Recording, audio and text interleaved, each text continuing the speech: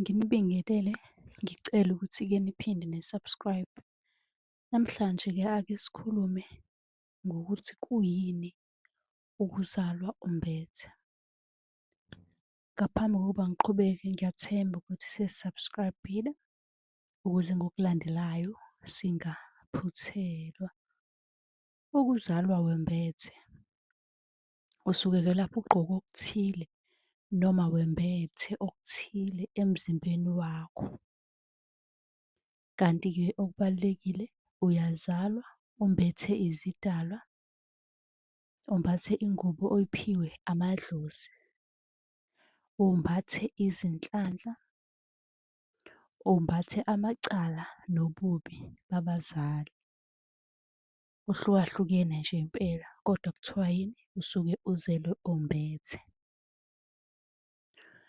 Uma umbethe-ke ubonakala kanjani?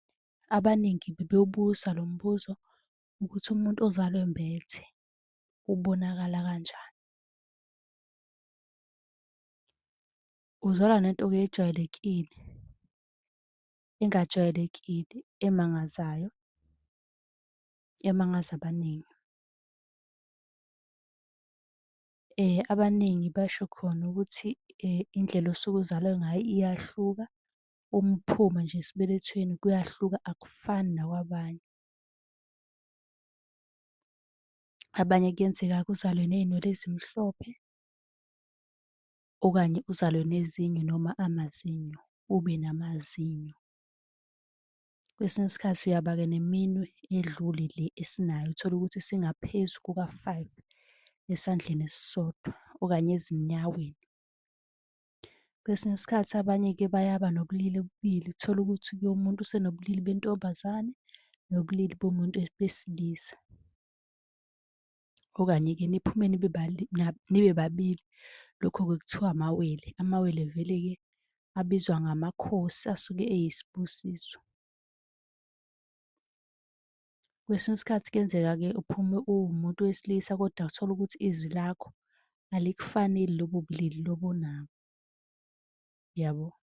Noma umuntu wesifazane kodwa manje sesizwa unebhesi. Kanti-ke uma usumdala ukhulile nje, ubona kanjani-ke wena ukuthi wazalwa wembethe?